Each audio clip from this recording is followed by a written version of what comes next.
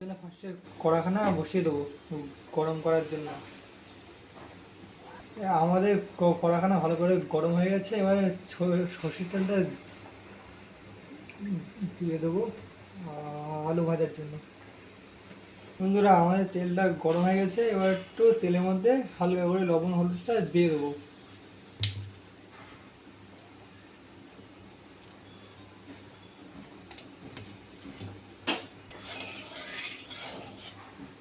এবার আলুখানা ভাজার জন্য দিয়ে দেবো।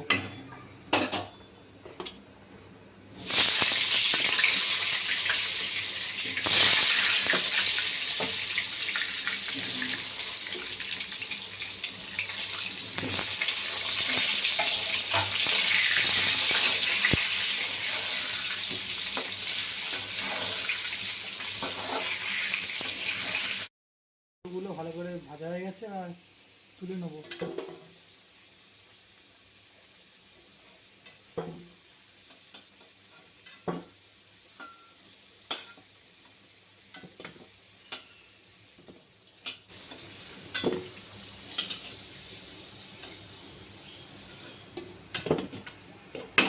যে রাখা হচ্ছে আলুগুলো, যে তেল ছিল সেই তেলেই শুকনো লঙ্কা চিড়েগুলো ভালো করে ভেজে নেবো। নিয়ে এবার পেঁয়াজ কুচি দিয়ে দেবো।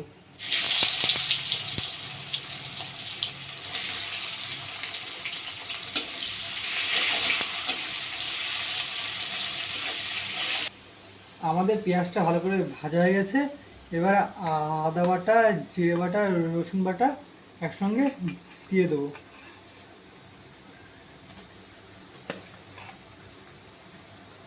ভালো করে একটু নাড়িয়ে নেবো।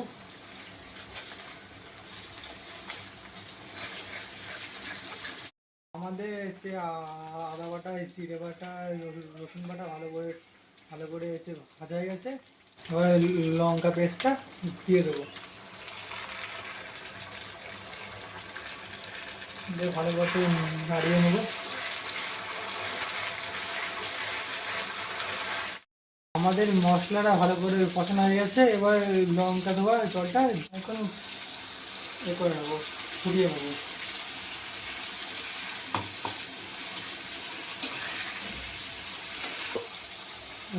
এবার আমরা লবণটা দিয়ে দেবো, আর হলুদটা দিয়ে দেবো।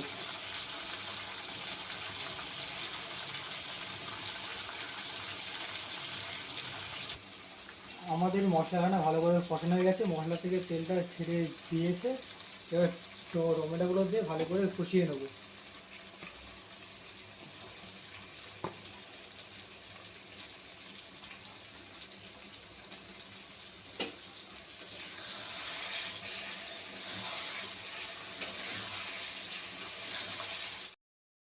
আমাদের মশলাখানা ভালো করে কষানো হয়ে গেছে, এবার ধুয়ে রাখা মাংসটা দিয়ে দেবো এতে।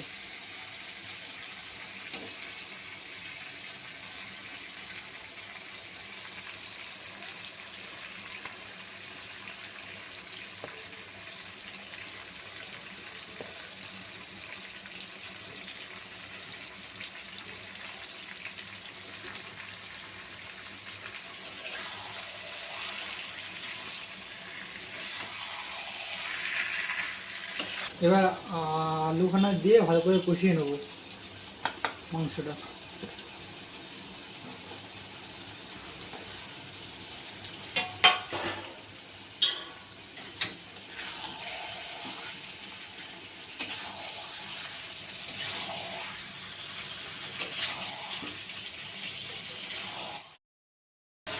আমাদের মাংসখানা ভালো করে কষানো হয়ে গেছে, এবার ওদিকে কেটে রাখা চর্বিখানা মাংসের মধ্যে দিয়ে দেবো।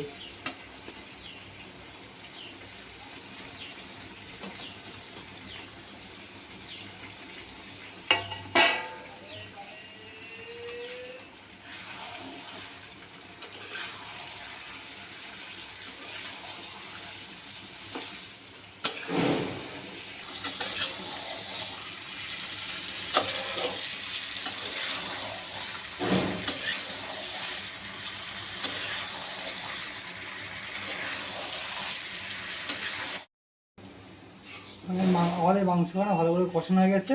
এবার জলটা পরিমাণ মতন জলটা দিয়ে দেবো।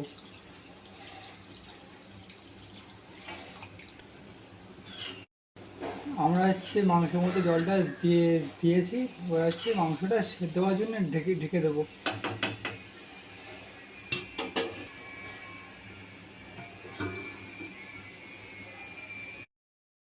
মাংসখানা ভালো করে সেদ্ধ হয়ে গেছে। এবার ঢাকাখানা খুলে দেখে নেবো একবার।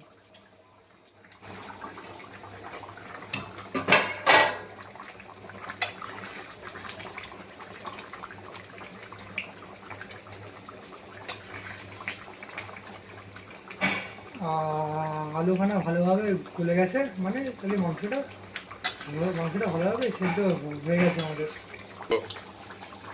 মাংসটা ভালোভাবে হয়ে গেছে। গরম মশলাটা দিয়ে ভালো করে গুটে লাগিয়ে দেবো।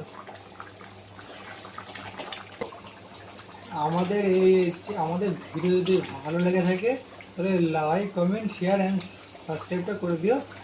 দেখা হচ্ছে পরের নেক্সট কোনো রেসিপিতে।